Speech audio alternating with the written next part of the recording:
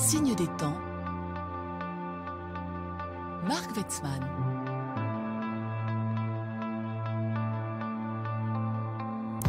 Bonjour à tous. Le scandale des Facebook Papers, extrêmement documenté grâce aux fuites organisées par l'ingénieur Francis Haugen, permet de revenir sur les effets néfastes non seulement de Facebook, mais des réseaux sociaux en général sur le cours du monde depuis 10 ans au moins. L'espoir que certains ont pu mettre sur l'activisme des blogueurs tunisiens ou syriens lors des printemps arabes en 2011 s'est terni depuis. Et on commence tout juste à mesurer les effets des algorithmes dans le déclenchement d'émeutes violentes en Éthiopie, en Inde, au Pakistan, dans l'élection de Donald Trump bien sûr, comme dans l'attaque contre le Capitole le 6 janvier dernier à Washington, mais aussi plus généralement dans la montée des populismes à travers le monde et en France, dans l'accélération de la décomposition des partis politiques traditionnels en cours depuis la fin de la guerre froide, et dans l'émergence concomitante de personnalités clivantes sur la scène publique. Sous l'influence des technologies, ce que l'on appelait au XXe siècle le militantisme laisse aussi la place à une nouvelle forme d'engagement politique qui, de droite comme de gauche, s'avère éminemment paradoxale. Un militantisme individuel, plus proche de la performance artistique et qui ne rechigne pas devant le succès social. Comment fonctionne-t-il et quels en sont les risques? C'est ce que nous allons essayer de voir aujourd'hui.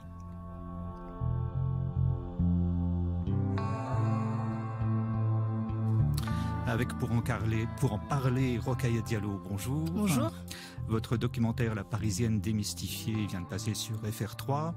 Vous êtes, je cite la page d'accueil de votre site qui vous définit comme en anglais journalist, filmmaker, writer, public speaker, TV and radio host, coach and more. Vous êtes aussi dans un entretien donné aux Inrocks en 2017 une féministe intersectionnelle et décoloniale. Pour vous, en tout cas, le féminisme ne peut être dissocié de la lutte contre le racisme, l'islamophobie ou l'homophobie. Vous avez créé en 2006 l'association Les Indivisibles qui a organisé les Yabon Awards et c'est surtout entre 2009 et 2010 avec l'explosion des réseaux sociaux que commence vraiment votre activité médiatique la plus intense, d'abord à la matinale de Canal, puis sur LCP et puis très vite aux États-Unis, comme vous le racontez dans Ne reste pas à ta place, le livre le plus autobiographique que vous ayez publié, je crois, qui s'est sorti en mars dernier aux éditions Marabout et dont on va reparler dans un instant. Éric Sadin, bonjour. Bonjour. Vous êtes philosophe, vous êtes écrivain, vous êtes déjà venu dans cette émission quand vous avez publié L'ère de l'individu tyran. Et là, vous publiez cet automne Faire sécession, une politique de nous-mêmes aux éditions de l'Échappée. Et enfin, Fabrice Epelboin, bonjour. Bonjour. Vous êtes entrepreneur, vous êtes spécialiste des médias sociaux et du web social. Vous avez enseigné dans la section master de l'Université de la Sorbonne et vous avez rejoint Sciences Po. Vous enseignez la guerre informationnelle, les usages politiques des réseaux sociaux, la surveillance de masse. Vous avez écrit aussi de nombreux articles sur l'expression citoyenne face aux responsables politiques et vous écrivez régulièrement dans Reflet Info. C'est ça? C'est cela. Voilà. Alors, je vais commencer par vous d'ailleurs, Fabrice Epelboin. D'abord, pour essayer de mettre au point, d'expliquer en 2 mots ce dont on parle. Les algorithmes, et en particulier l'algorithme de Facebook, dont on a beaucoup parlé, qui est lancé en 2018, qui était censé assainir les contenus haineux et favoriser les contenus émanant de proches plutôt que des médias, n'a fait qu'empirer la situation. Il ne faut qu'empirer la situation. Les récents Facebook Papers montrent que les algorithmes d'intelligence artificielle qui avaient été présentés comme la solution miracle ne peuvent saisir que 2 à 3% du problème et que les ingénieurs les plus optimistes au sein même de Facebook envisagent que ça puisse atteindre 10%, mais pas plus. La réalité, c'est qu'il faut une modération humaine et que cette modération humaine, qui plus est, doit faire face à des problématiques régionales très très spécifiques. Ce qui est haineux dans un pays ne l'est pas nécessairement dans le pays d'à côté et ça demande la mise en œuvre d'une force de travail humaine qui est totalement incompatible avec le modèle économique même de Facebook. Donc ça n'arrivera pas. Très clairement, nous sommes pieds et mains liés avec ces algorithmes et tant que nos sociétés seront complètement intrinsèquement liés à Facebook et que le lien social sera fait par Facebook de plus en plus, on aura dans nos sociétés, en France comme ailleurs, les effets de cet algorithme, qui sont effectivement une forme de division, de polarisation de l'opinion publique, de repli communautaire généralisé, quelles que soient les communautés, oui. Et avec les conséquences politiques qu'on connaît. Alors ça dépasse de loin le problème de Facebook, hein, c'est les réseaux sociaux en général, sur lesquels se sont alignés de plus en plus les grands médias. Le New York Times, par exemple, en 2014, avait publié en interne un document qui s'appelait Innovation, dans lequel il était expliqué que pour retrouver un lectorat, après la crise liée à l'évolution digitale, il fallait miser sur l'émotion, et en particulier sur la colère, plutôt que sur le reportage traditionnel, etc. C'est-à-dire que c'est un document interne qui adoptait exactement les mêmes logiques que Facebook et que les réseaux sociaux en général. Oui, c'est terrifiant de voir ça au sein du New York Times, qui est quand même censé être la Mecque du journalisme. Mais malheureusement, vous imaginez bien que si le New York Times en est là, c'est totalement généralisé dans l'ensemble de la presse. Oui. Aujourd'hui, il n'y a pas d'audience sans avoir recours à l'émotionnel. Et donc, on bypasse complètement la capacité à faire réfléchir les populations, à faire réfléchir une audience. Qui plus est, on est baigné dans un monde de l'alerte et de la notification permanente qui nous met nous-mêmes dans un état très primitif et reptilien de petites choses traquées en permanence à l'affût d'un signal. Et ça non plus, ça n'incite pas vraiment à la réflexion. C'est que, en gros, depuis 20 ans, Éric Sadin, on assiste au grand retour des passions et des passions manipulées, des passions auto-manipulées, en fait. Oui, je pense qu'il faut mettre en perspective cet esprit actuel avec ce qu'on peut nommer une rapide et massive évolution des mentalités qui est à l'œuvre, à mon sens, depuis une quinzaine d'années et qui a pris la forme d'une prise de conscience relativement à des injustices, des iniquités, des manquements de toutes sortes dans la société, qui allaient de soi. C'est ça qui me semble important, qui était comme banalisé et institutionnalisé. Et d'où vient cela ? Je pense qu'il ne faut pas trop focaliser, même si c'est une dimension majeure sur les réseaux sociaux. Je pense qu'il y a une origine qu'on peut identifier en quelques mots. Il ne faut pas ignorer la part des universités américaines et ce qui a été nommé, ce qui est nommé Cultural Studies, dans la volonté de traquer tous les rapports de pouvoir plus ou moins dissimulés et qui vont comme allant de soi dans la droite lignée de la French Theory de Foucault sur le pouvoir dans les relations de pouvoir, ce qu'il appelait les lieux de pouvoir. Évidemment, l'avènement des réseaux sociaux vers le milieu, si je dis une quinzaine d'années, qui sont apparus au milieu des années 2000 et qui ont pris leur pleine mesure à la fin des années 2000, qui ont induit un privilège accordé à la parole, à l'expression de soi, et notamment sur Twitter avec des formules courtes qui privilégient l'assertion définitive, hein, mais qui aussi cultivaient des affinités entre des groupements se sentant lésés. Et évidemment, ce qu'on a nommé l'âge de l'accès. C'est-à-dire l'âge de l'accès a modifié la donne. C'est pas que les réseaux sociaux. L'âge de l'accès, c'est d'avoir accès à quantité d'informations de toutes sortes. Et évidemment, il n'y a pas que Twitter, ni Facebook, il y a YouTube, le fait que ça a laissé libre cours à toutes les volontés d'expressivité, de manifester les impressions d'injustice, de manquement. Et ce qui me semble aujourd'hui, depuis 2, 3, 4 ans, c'est que cette puissante et très massive impression d'injustice, d'iniquité est à mettre en rapport avec un sentiment de stagnation. C'est ça qui me semble très important, c'est-à-dire un sentiment de stagnation qui ne fait qu'amplifier l'état de crispation. C'est-à-dire, on est de plus en plus conscient de choses qui ne vont pas, et puis on a l'impression que ça n'avance pas. Et il me semble qu'on arrive aujourd'hui, là précisément aujourd'hui, je vais pas être trop long, mais ça me semble très important pour comprendre la nature des formes d'activisme aujourd'hui.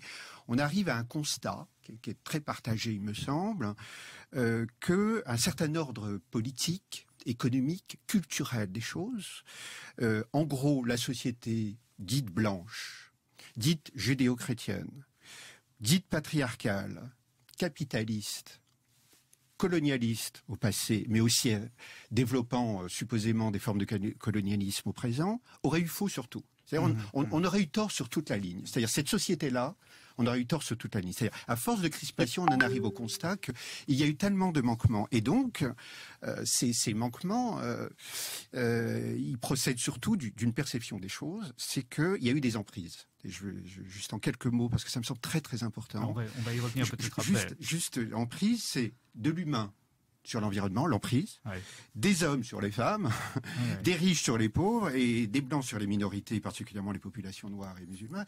Donc ça favorisait la logique, la rhétorique de la domination. C'est-à-dire aujourd'hui, on arrive à un tel état de crispation que le prisme d'intelligibilité majeur des crispations des États sociaux, c'est des dominations des uns sur les autres. Avec le fait, juste pour finir, que à force de se sentir dominé, la vérité, elle se trouve du côté des dominés. Donc il y a des formes et ceux qui ont fauté ont tort définitivement. Donc ça crée aussi des phénomènes de surdité sociale et de crispation indéfiniment croissante. On va revenir sur tout ça. Rokhaya Diallo, dans votre livre Ne reste pas à ta place, vous êtes plus ambivalente sur les réseaux sociaux. Hein. Vous écrivez j'apprécie l'époque dans laquelle nous vivons car les réseaux sociaux ont démocratisé une partie de l'espace public en ne le restreignant plus uniquement à la parole autorisée d'un petit groupe de sachantes et de sachants qui se sont octroyés cette légitimité.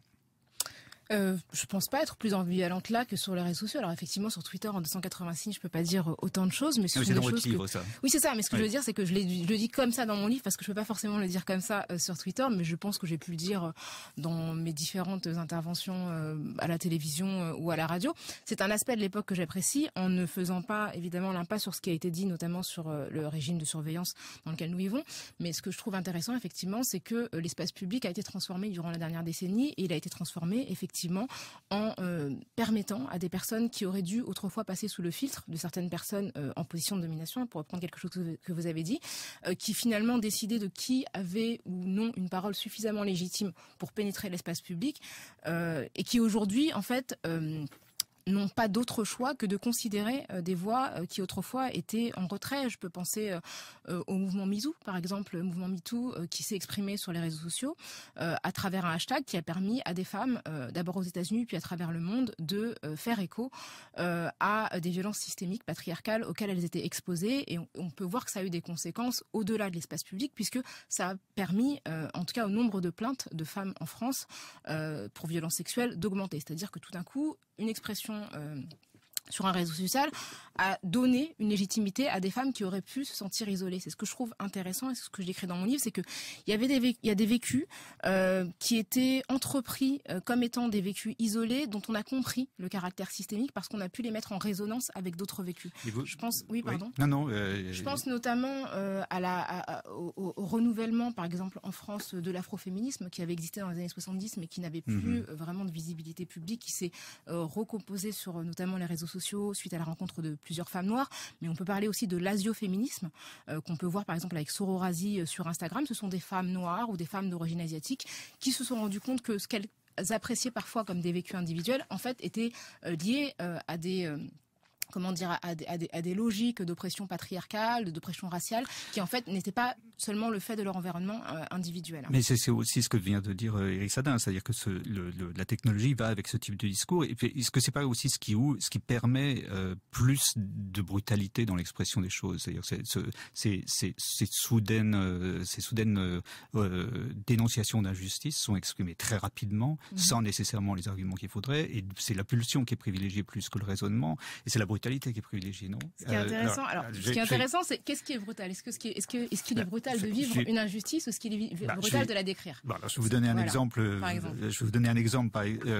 Quand Assa Traoré pose en Louboutin et que Coco la caricature dans Libération avec un dessin de Martin Luther King disant imaginez ce qui se serait passé si Martin Luther King avait prononcé ses discours en Louboutin, vous envoyez un texto disant Martin Luther King, et sinon Martin Luther King portait une Rolex, sa famille avait accepté de le faire figurer sur une campagne de la marque en 2013, Mohamed Ali a été égérie de Louis Vuitton, vous allez laisser Assa Traoré tranquille maintenant, point d'interrogation. Je vais juste reprendre ce qui s'est passé. Alors Assa Traoré, c'est une femme. Oui, non, mais ce que je vais dire par là, je vais pas rentrer dans l'histoire d'Assa Traoré, mais c'est juste pour votre tweet. Vous savez que la Rolex a été donnée à Martin Luther King au moment du prix Nobel. Vous savez que Mohamed Ali en fait soutenait Ronald Reagan à la fin de sa vie, et tout ça, mais tel qu'il est, le tweet donne à penser qu'il y a un camp bien identifié où Assa Traoré, Mohamed Ali et Martin Luther King sont dans un camp, et puis un autre camp qui est le camp de ceux qui se moquent d'Assa Traoré injustement. Mais les choses sont plus complexes, sauf qu'on peut pas l'expliquer parce que c'est un tweet qui fait autorité. Ah, pas du tout, il fait pas autorité, il est succinct.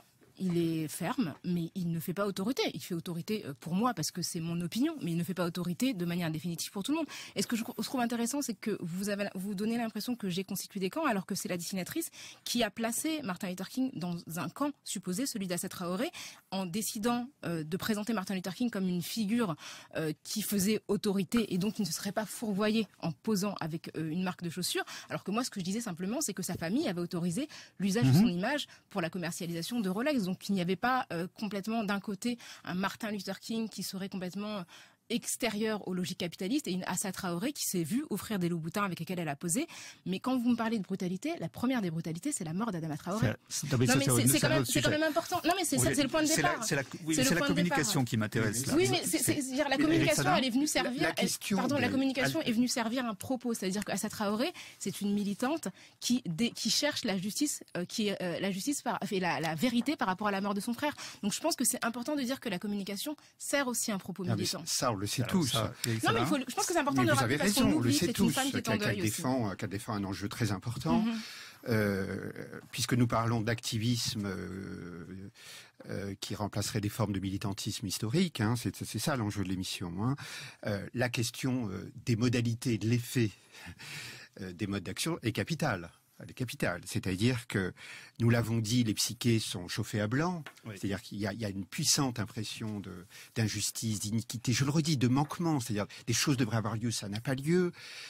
Et c'est à mettre, je le redis, en rapport avec une puissante impression de stagnation. Donc, il y a derrière cela aussi une industrie très très habile. Parce que moi, je parle pas de réseaux sociaux, je parle de l'industrie de l'expressivité. Hein, c'est-à-dire que nous pouvons dire d'une certaine façon que nous passons de la société de l'information, même si elle demeure, à l'âge de l'inflation opiniologique, on peut dire. C'est-à-dire, nous sommes dans un monde où tout le monde donne son opinion en croyant que ça fait office d'action politique.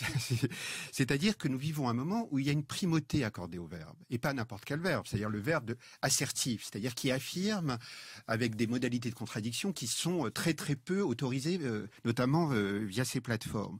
Donc ces dits réseaux sociaux, comment ne pas voir leur dimension cathartique, c'est-à-dire à la fois on se tromperait de croire qu'il y a de l'information sur Twitter, il y en a par des partages de liens, mais par les affirmations, c'est pas tant des affirmations que la confirmation de sa propre opinion et qui appelle ou des jeux d'opposition ou des jeux de confirmation par des affinités. Non, nous vivons, et l'industrie nous a donné des clés, des instruments qui permettent de libérer la parole et de se croire davantage partie prenante des affaires du monde par la parole. C'est-à-dire qu'on est dans une illusion de l'intervention. Vous dites, nous vivons une époque où, comme jamais, les discours précèdent les faits. C'est-à-dire que nous vivons une société du verbe, et puisque vous parliez de Martin Luther King, il disait que l'action directe, les actions, elles n'ont de valeur que si ensuite il y a des accords qui sont négociés avec la partie qui ignore les exigences ou les revendications. Or là, nous sommes dans une société où qu'est-ce qui prédomine finalement ? C'est le cri. Il y a du cri. Pourquoi il y a du cri ? Parce qu'il y a de l'affect, parce qu'il y a le sentiment d'injustice. Et puis aussi, c'est très, très, très, très, très marquant, puisque vous parliez de Assa Traoré, de Louboutin, mais il y a d'autres, 850 millions d'euros. Oui. Je ne sais pas si l'entreprise est au CAC 40, peu importe. Mais qu'il y a l'idée de washing de tout, hein, greenwashing et bonne cause washing, on peut dire. Donc ça dit l'état de confusion, et on peut dire aussi qu'il y a, excusez-moi l'expression, mais il y a une sorte d'instagrammatisation des causes, des luttes. C'est très important parce que qu'est-ce que ça suppose ? Ça suppose que beaucoup de causes présentées comme supposément impératives et justes aujourd'hui procèdent par démarche individuelle. Or, les enjeux, c'est la mobilisation collective. Je voudrais qu'on y vienne. Oui, justement. Alors, c'est un des sujets sur lesquels on va revenir une seconde. Je voudrais d'abord, Fabrice Epelboin, vous avez travaillé avec les activistes tunisiens en 2011, au début des années 2000. Qu'est-ce qui a changé entre cette époque et aujourd'hui pour vous ? Facebook a énormément changé. À l'époque, en 2010, Facebook n'était absolument pas conscient d'avoir un impact politique sur le monde. Ils venaient de racheter la société qui ont donné naissance à ce fameux flux qui a généré toute cette polarisation. Donc c'était tout nouveau pour eux. Facebook était une toute petite société par rapport au géant que c'est devenu. Et je me souviens avoir alerté en avance de phase, bien avant la révolution tunisienne, Facebook, que typiquement Ben Ali, qui avait une armée numérique, se servait de Facebook pour lutter contre son opposition. Ils étaient totalement incapables de saisir le fait que certaines personnes, notamment dans le monde arabe, étaient déjà à l'époque en train de se saisir de leur outil pour en faire un outil politique. Ça les dépassait complètement. Ils ont vite appris. Très vite appris.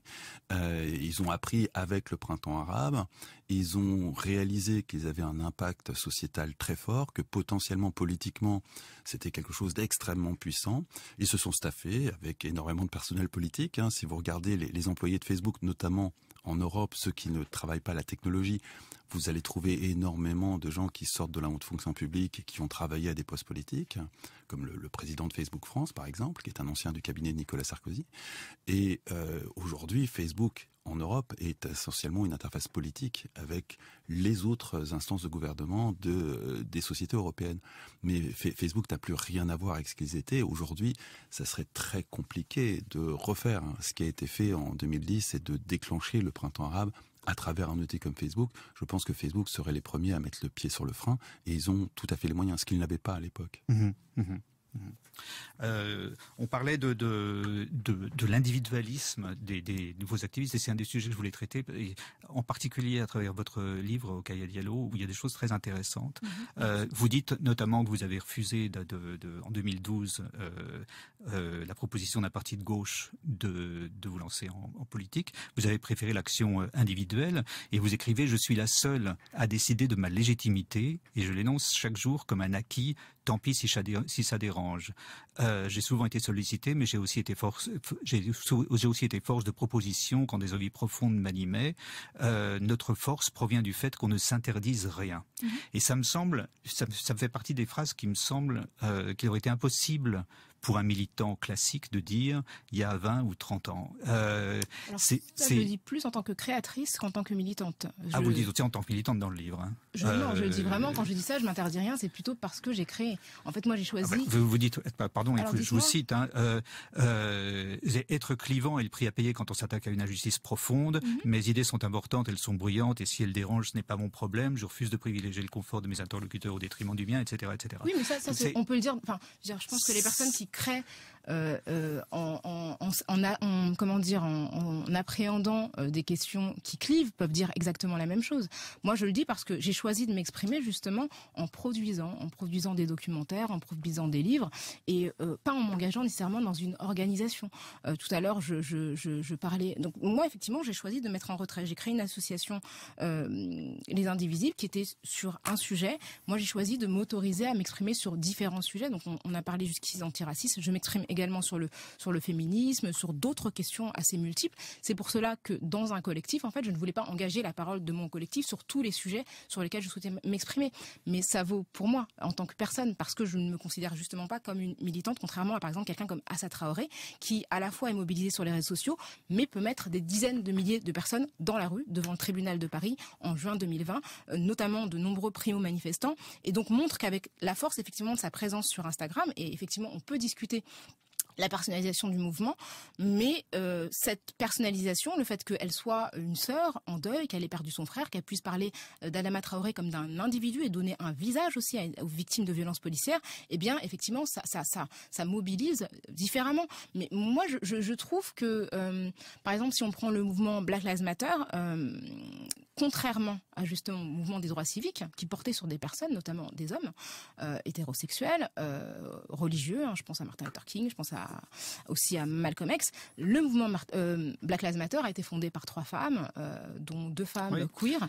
Et justement, c'est un mouvement qui est extrêmement horizontal, qui n'a pas de figure de référence aux États-Unis. Et je trouve que justement, on n'est pas dans la personnalisation de ce mouvement-là. Au contraire, on est dans une haute horizontalité. Et les fondatrices ont dit qu'on pouvait fonder un chapitre où qu'on soit aux États-Unis ou dans le monde. C'est ce paradoxe-là qui est intéressant. Oui, c'est là où Assa Traoré est très intéressante. D'un point de vue strictement militantisme, on a a deux mouvements qui sont nés aux États-Unis à travers des hashtags. Le MeToo qui, en France, s'est traduit localement dans la culture française par Balance ton porc, ce qui est pas la même chose que MeToo, et ce qui est plus adapté à la situation française et qui a résonné en France alors que le MeToo n'avait pas cette capacité à résonner en France.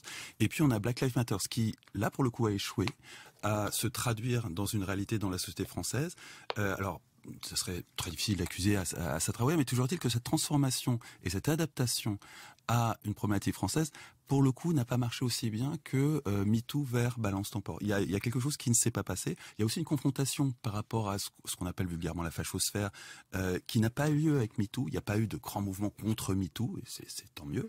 Alors qu'il y a eu un grand mouvement contre l'importation du mouvement Black Lives Matter. Il y a eu des luttes très intéressantes à analyser d'un point de vue militantisme entre des mouvements qui venaient du bloc identitaire et d'une façon générale de la fachosphère, qui est quelque chose qui ne veut plus dire grand-chose aujourd'hui, qui est extrêmement complexe, et cette tentative d'importation de Black Lives Matter, où là, ça n'a pas pris. Il y a effectivement cette problématique de la personnalisation à travers une personnalité très charismatique, mais forcément nécessairement très clivante, qui aussi n'a pas fonctionné. Donc il y a une importation de grands mouvements qui viennent tous des États-Unis pour l'instant, qui se traduisent dans une culture locale, parce que même si les réseaux sociaux nous ont donné une mondialisation de la société, il y a malgré tout un besoin encore d'adaptation à des cultures locales, et de temps en temps ça passe, de temps en temps ça ne marche pas. Le mouvement Black Lives Matter, à ce titre, est très intéressant. Ces mouvements, moi il me semble, j'ai le sentiment que ces mouvements véhiculent moins une idéologie qu'une grammaire, une émotion qui se décline comme une grammaire. On la voit à l'œuvre partout. C'est quand American Express, par exemple, organise des programmes spéciaux pour enseigner que le capitalisme est intrinsèquement raciste. Quand Robin DiAngelo, l'autrice, comme on dit aujourd'hui, de White Fragility, est invitée dans toutes les universités alors qu'elle est conseillère en entreprise. C'est pas une philosophe, c'est pas une sociologue, c'est une conseillère en entreprise. Donc il y a cette perméabilité de l'entreprise à ce type de discours qui est véhiculé essentiellement par des médias électroniques et avec une grammaire particulière. C'est pas tellement l'idéologie qui m'intéresse en l'occurrence, c'est plutôt ce type de diffusion. Éric Sadin ? Ça dit à quel point c'est éparse. C'est-à-dire qu'il n'y a pas de stratégie. S'il y a des difficultés, s'il y a des volontés de s'engager dans des luttes, la question des stratégies à mettre en œuvre, une fois de plus, elle est décisive. Or, ce qu'il se passe, à mon sens, c'est que si on parle d'individualisation, de prise en charge de questions décisives, ça dit aussi le fait que il y a une héroïsation des personnes qui parlent plus fortes que certains autres. Et qu'on en est aussi, ça me semble très très important, on est aussi dans une logique de la bataille des idées. C'est-à-dire que on croit, pour de nombreuses causes, notamment pour la cause écologique, ce qui me pose de nombreux problèmes, c'est-à-dire qu'on croit que c'est en faisant des posts à vocation écologique et des vidéos qui ne cessent de consommer, de produire de l'impact carbone, en faisant des vidéos sur YouTube continues, en dénonçant je ne sais quelle pratique. La bataille des idées sur de nombreux enjeux, il me semble qu'elle est gagnée, elle est largement gagnée. Oui, mais elle est gagnée d'une manière étrange, parce qu'elle est gagnée par une sorte c'est le langage qui me semble intéressant. Une des choses qui m'a vraiment fasciné dans votre livre, vous l'avez bien aimé, oui, non, parce que... mais c'est rare qu'on fasse une lecture attentive de mon travail, ça me fait plaisir. Mais c'est la manière dont il est écrit, parce que ça c'est vraiment neuf. C'est une forme de militantisme qui n'existait pas. On n'imagine pas Angela Davis écrire comme ça. Je cite les titres de chapitre. C'est un livre de développement personnel. Et voilà, c'est ça exactement. C'est une collection de développement personnel. Et c'est quand même étonnant ce mélange de développement personnel et d'idéologie révolutionnaire ou je sais pas comment l'appeler, c'est pas exactement une idéologie, mais de positionnement. C'est pas inintéressant sur le plan de l'émancipation. Alors l'aventure d'être soi, être fidèle à soi-même, s'accomplir dans son activité. Soi, c'est Simone de Beauvoir. Je l'ai cité. Non mais pardonnez-moi. Là, trouver sa voie, suivre ses passions, vivre ses passions, porter ses convictions. Et je cite au hasard des phrases. Si l'on est convaincu de sa valeur, on n'autorise personne à en douter. Il faut savoir revendiquer son mérite et ses réussites. La vie est une succession d'épreuves, ne pas se conformer à ce que l'on attend de nous, etc. Mes trois préférés dans le contexte d'un combat contre le capitalisme quand même. C'est à propos de Disney, entreprise où vous avez travaillé, je n'oublierai jamais ce jour magique où Disney Télévision France, la société de mes rêves, m'a contacté pour un entretien. Plus tard, un de nos responsables est venu de Californie pour célébrer la fin du trimestre. Rien dans son allure banale ne pouvait laisser deviner un charisme particulier. Pourtant, quand il a pris la parole, tout était là. Éloquence, humour et pouvoir de conviction. Cet homme avait sans aucun doute baigné dans un environnement propice au développement de telles compétences. J'ai réalisé le gouffre culturel qui nous séparait des États-Unis. C'est aux États-Unis que j'ai appris à prendre conscience de ma valeur. Dans ce pays où les sycomanes encourageaient les porteurs de projets, j'ai réalisé à quel point ma trajectoire était exceptionnelle. Au pays de l'oncle Sam, on ne perd pas le nord dès lors qu'il s'agit de business, etc., etc. On imagine Angela Davis écrire ça et on se dit mais on a changé de monde là. On a quand même quelqu'un dont la profession de foi est l'anticapitalisme et qui explique que le patriarcat est le produit du capitalisme et que le patriarcat est le produit et a pour conséquence l'esclavage et la domination. Et on a ça. Alors, je voulais revenir sur quelque chose qui avait été dit auparavant. J'ai pas pu réagir dessus, mais par rapport à la transposition de MeToo et de Black Lives Matter en France, je pense que MeToo a une résonance particulièrement importante parce que déjà les femmes composent une partie majoritaire de la population, donc nécessairement le nombre de personnes qui se sont identifiées aux personnes qui ont témoigné de violences sexuelles était très conséquent, et que notre MeToo s'est aussi déroulé en dehors des réseaux sociaux avec les témoignages comme ceux de Vanessa Springora, comme Adèle Haenel, comme Sarah Abitbol, etc. Donc il y a eu vraiment une résonance très très locale du mouvement MeToo, là où Black Lives Matter, je pense que la formulation même de Black Lives Matter ne correspond pas à ce que nous sommes en tant que Français. Les personnes qui sont victimes de violences policières, qui sont le plus victimes de violences policières en France, sont des personnes d'origine nord-africaine, donc d'origine maghrébine et qui ne sont pas noires. Donc le fait de effectivement vouloir transposer une réalité américaine sur un contexte français qui est différent, ça marche pas. Nécessairement ça ne fonctionne pas. Donc ça a pu fonctionner autour d'Adama Traoré parce que Adama Traoré est noir, mais c'est vrai que Amal Bentounsi, en tout cas en termes de mobilisation, une longue discussion. Mais en tout cas, en termes de mobilisation et de présence, ça a fonctionné. Pour répondre à ce que... Et pour répondre à ce que vous disiez, alors Disney, c'était un de mes premiers... Effectivement, je suis une enfant de la génération Disney. Je veux dire, comme beaucoup de personnes... Sur ce langage, sur cet éloge du business, sur cet éloge du capitalisme, en fait. Non, alors je pense que vous m'avez mal comprise. Moi, ce que je dis, c'est qu'en fait, les Américains sont pragmatiques, c'est-à-dire qu'ils peuvent être extrêmement capitalistes, mais leur capitalisme, en fait, leur fait, d'une certaine manière... valoriser des profils indépendamment du fait qu'ils puissent être racistes de manière simultanée. En fait, c'est ce que je disais simplement. Et par rapport à Disney, moi, ce que je disais par rapport à notre responsable qui était venu de Burbank, c'est que la société américaine est une société qui valorise la prise de parole dès la scolarité. Non, mais on est d'accord. Je veux dire, on peut être un très bon élève. Par exemple, ça a été mon cas. On peut être un très bon élève. Ça a été mon cas sans jamais prendre la parole devant un professeur et donc ne pas développer des compétences verbales. Ce qui n'est pas le cas aux États-Unis, où en fait les étudiants, moi quand j'enseigne face à des étudiants américains, ils m'interpellent, ils me posent des questions, alors qu'en France on est dans une façon très ascendante de transmettre le savoir. Et ça c'est quelque chose que j'ai effectivement apprécié, et moi c'est vrai que j'étais une personne extrêmement timide, qui prenait très peu la parole. Et c'est vrai qu'aux États-Unis, on a cette manière de valoriser les enfants des classes populaires lorsqu'ils transcendent les classes sociales. Parce qu'en France, moi, c'est vrai qu'en France, personne ne me dit jamais que finalement, c'est très rare de voir une fille d'ouvrier immigrée être au micro de France Culture, alors qu'elle ne disposait pas du capital culturel de départ. Donc, je sais que j'ai l'impression que ça vous agace un petit peu ce que je suis en train de vous dire, mais j'aimerais bien pouvoir, parce que d'autres sont exprimés très longuement sans être interrompus. Donc moi, je veux juste te dire que il a fallu que j'aille aux États-Unis pour qu'on me dise: tu es une fille d'immigré, une fille d'ouvrier, tu peux t'exprimer publiquement, bravo. Et ça, je ne l'ai jamais entendu en France. Non, mais ça, on est au cœur du problème là. Donc, voilà. Je vous vois soupirer, Eric Sadin. Oui, ce dont nous parlons depuis le début, c'est un mouvement d'extrême politisation des consciences depuis un certain nombre d'années. Et politisation avec des exigences. Mais de politisation ou de dépolitisation? Non, de politisation. De politisation. Ouais. C'est-à-dire tout le monde aujourd'hui a un positionnement politique, mais la question je reviens, moi, à la question personnelle de Rokhaya Diallo, avec des modalités spécifique, mais je reviens tout de même à la question majeure qui me semble, celle des modalités que nous mettons en marche, que nous mettons en œuvre, en commun, hors de toute héroïsation de sa propre parole. Et quand je parlais de bataille des idées aujourd'hui, si on veut relever une sorte de déviation qui est à l'œuvre actuellement, c'est qu'on s'en prend beaucoup au symbole. Je pense par exemple à, puisqu'on parle de nouvelles formes d'activisme, cher Marc Weitzman, ou de nouvelles formes d'activisme, je pense à Extinction Rébellion par exemple. Là, il y a des nouvelles formes d'activisme que moi je mets fortement en critique, parce que leur projet, c'est de faire des opérations commando, d'action directe, d'occuper momentanément un centre commercial afin d'empêcher la clientèle d'entrer, ou alors d'occuper des pistes d'aéroport afin d'empêcher les décollages ou l'atterrissage d'avions.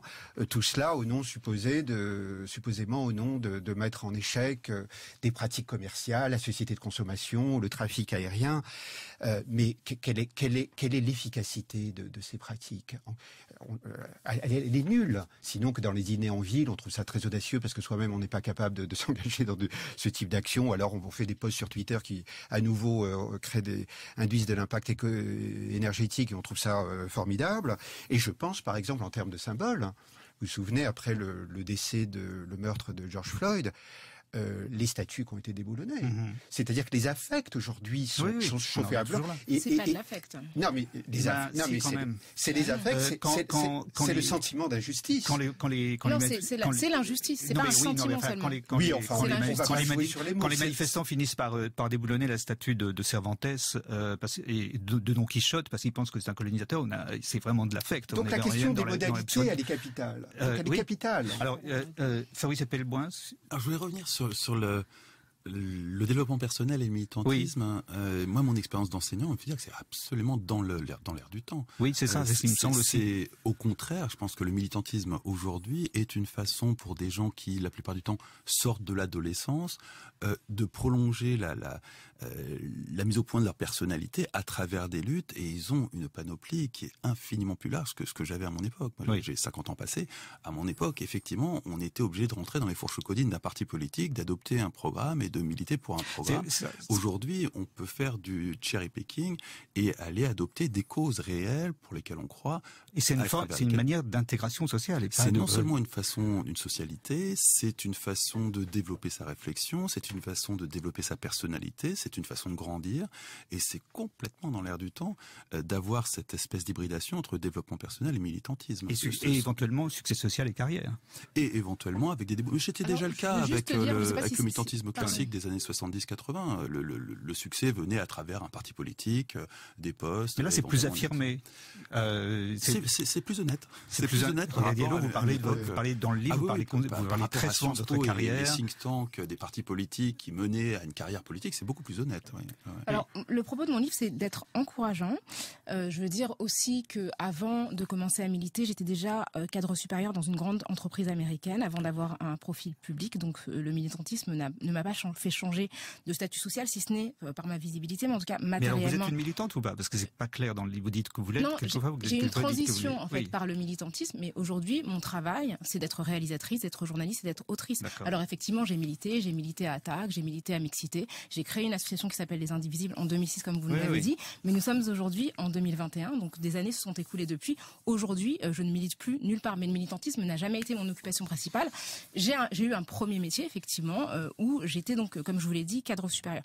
Alors, pour en revenir à ça, le propos parce que c'est vrai que quand la lecture que vous faites de mon livre dépolitise un peu mon propos, parce que mon livre quand même, moi j'analyse mon parcours comme étant symptomatique de l'expression de logique de domination en France. C'est-à-dire que le fait d'être une femme noire, une femme non blanche dans l'espace public français, nécessairement occasionne l'expression d'un certain nombre de violences symboliques, de violences politiques. Pardon.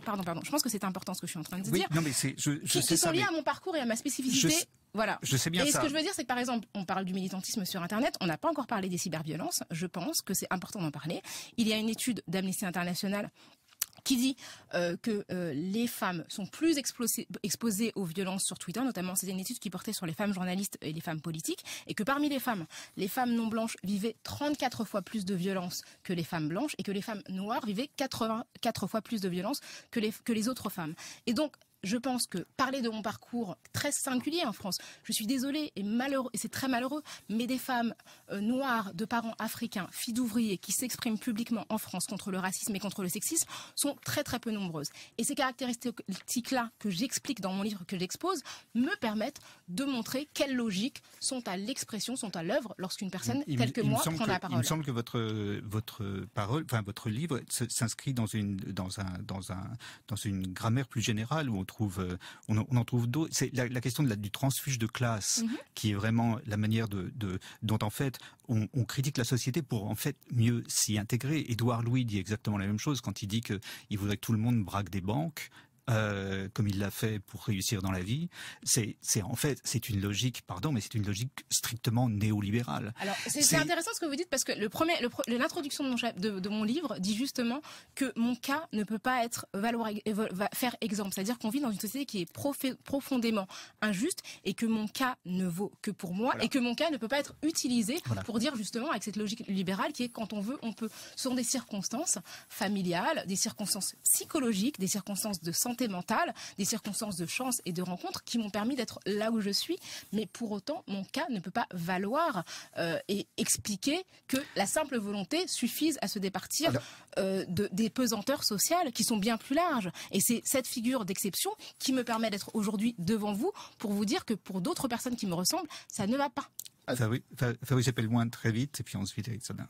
Alors très vite, pour ce qui est de cette étude d'Amnesty International, oui, ça paraît effectivement évident si on réfléchit 5 minutes qu'une femme qui cumule le fait d'être issue d'une classe sociale inférieure, noire et femme, musulmane, va se taper 4 fois plus de violence parce qu'il y a 4 fronts, c'est sûr. Par rapport à une femme blanche, chrétienne et issue de la bourgeoisie, c'est absolument évident et effectivement, il faut le prendre en compte, c'est clair et net. Et effectivement, aujourd'hui, sur les réseaux sociaux, à partir du moment où vous allez vous exposer, vous allez faire face à des violences. Même un homme blanc, bourgeois, ce qui est mon cas, va faire face à des violences. Maintenant, c'est clair que si j'étais une femme noire, musulmane et issue d'une classe ouvrière, j'en aurais certainement beaucoup plus que ce que j'en ai déjà. Éric Sadin, vous parliez des réseaux sociaux, des dénonciations. Je pense que l'heure, on voit bien qu'il y a une vanité, on l'a dit, de cela. L'heure est, à mon sens, à la mise en place de chantiers. Rokhaya, vous parliez d'injustice. C'est-à-dire, l'heure n'est plus à la parole. On a compris beaucoup de choses. Il y a beaucoup de témoignages. Il n'y en a pas suffisamment. On manque toujours de témoignages. Mais je pense que, vous voyez, Emmanuel Macron a fait une conférence de presse il y a 2 semaines sur la France 2030. Ça mange pas de pain de toujours être dans l'idéologie du futur et faire des grandes promesses et des grands programmes. Je pense que l'enjeu, c'est la France 2021. C'est-à-dire dans quelle société sommes-nous? Parce que comment ne pas entendre toutes ces exigences, toutes ces revendications à la mesure de quantité d'autres fléaux de l'époque. Et que l'enjeu, c'est de mettre en place des chantiers dans l'école, dans la police, dans la justice, dans les banlieues en déshérence, dans les territoires en déshérence, et d'écouter cela et de nous donner les moyens collectivement d'œuvrer afin de réparer et de nous dégager des modalités d'action qui dégagent des nouveaux horizons d'espérance. Il me semble que c'est ça l'enjeu, de donner un ancrage concret maintenant à nos aspirations. Et d'écouter les voix discordantes.